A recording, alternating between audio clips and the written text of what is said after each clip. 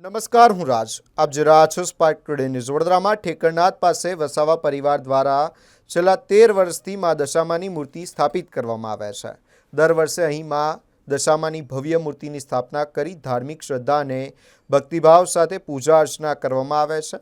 મા દશામાના દર્શન માટે માત્ર વડોદરા જ નહીં પરંતુ ગુજરાતના અન્ય શહેરો તેમજ મહારાષ્ટ્ર, રાજસ્થાન અને મધ્યપ્રદેશ જેવા રાજ્યોમાંથી પણ અહીં શ્રદ્ધાળુઓ પહોંચતા હોય છે.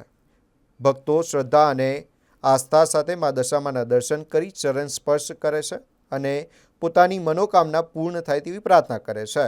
વસાવા પરિવાર દ્વારા છેલ્લા 13 વર્ષથી યોજાતા આ ધાર્મિક આયોજનને લઈને દર વર્ષે ભક્તોમાં વિશેષ આસ્થા જોવા મળે છે અને સમગ્ર સ્થળે ભક્તિમય વાતાવરણ સર્જાય છે. સેવક મંડળ વસાવા પરિવાર અમારા કાર્યકર્તા સંતોષભાઈ દ્વારા આજરોજ અમને આરતીના લાભ લેવા માટે અમારા સાથી કાઉન્સિલરશ્રીઓ, અમારા યુવા મોરચાના શહેરના અધ્યક્ષ એવા મૌલિકભાઈ, અમારા શિક્ષણ સમિતિના ચેરમેન શ્રી અંજનાબેન અને સંગઠનની ટીમ અને સાથી કાઉન્સિલરોને આજે અમને આમંત્રણ આપ્યું અને તમે જોઈ શકો છો ખૂબ મોટી સંખ્યામાં આજે ભાવિક ભક્તો શ્રાવણ મહિનાના પ્રથમ સોમવારે આજે દર્શનાર્થે પધાર્યા છે. હું દશામાને એ જ પ્રાર્થના કરીશ કે અમારા બરોડા પર હંમેશા તમારી કૃપા વર્ષો વર્ષ આવી બનતી રહે. અને આજે એક અગત્યનો હું સંદેશો આપવા માંગુ છું. આજથી 1.5-2 મહિના પહેલાં જ્યારે આ સ્થળે અમે આવ્યા હતા, જ્યારે અમારા એક ડેરીનું કોર્પોરેશન દ્વારા જ્યારે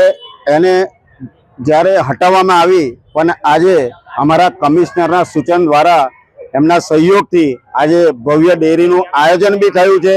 એટલે હું દશામાની કૃપા અમારા પર વરસી છે એવું માનું છું અને હંમેશા અમારા વોર્ડ પર દશામાની કૃપા રહે એવી પ્રાર્થના કરું છું. હર વર્ષની જેમ આ વખત આ 13મા વર્ષમાં અમે પ્રયાસ કર્યો છે અમારું મંડળ, અને સતત 2 મહિનાથી મંડળના છોકરાઓ છે, બીજા સભ્યો છે, અમારા સંગઠન છે પાર્ટીનું, એ એમના મહેનત 2 મહિનાથી સતત મહિનાથી મહેનત કરતા હતા.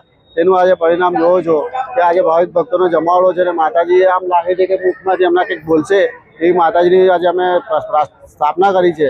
એટલે વડોદરાવાસીઓને અમે કહીએ છીએ કે આવો માતાજીના દર્શન કરો અને માતાજી તમારી સૌની મનોકામના પૂર્ણ કરે એવી અમારા મંડળ તરફથી અપેક્ષા રાખીએ છીએ. અને આવનારા ટાઈમ પર, હજુ તો આ 6ઠ્ઠો દિવસ છે, હજુ આવનારા ટાઈમ પર અહીંયા જમાવડો એટલો ભાવિક ભક્તોનો થશે કે તમારે જોવાલાયક રહેશે. બહારથી પણ દર્શકો અહીંયા બહારથી હમણાં કાલની જ વાત કરું તો લગભગ મહારાષ્ટ્રથી, પુણેથી બી આવ્યા હતા, બોમ્બેથી બી આવ્યા હતા, અને એક ભાવિક ભક્ત છે જે પુણેથી આવ્યા તેમને આ માતાજીને હાર્દિક અર્પણ કર્યો છે. એટલે આ વડોદરાની આજુબાજુથી તો ખરો, પણ આઉટસાઇડથી બી, વડોદરાની બહારથી બી, ગુજરાતની બહારથી બી લોકો આ દર્શન કરવા આવે છે. એટલે આવનારા ટાઈમ પર આ માતાજીનું એટલું અમારા પર આશીર્વાદ રહેશે કે આવનાર અમે હર વર્ષ આ માતાજીનો પ્રસંગ ઉત્સવ ધારે અને વડોદરામાં કોઈ આપદા ના આવે એવી માતાજીને પ્રાર્થના કરીએ.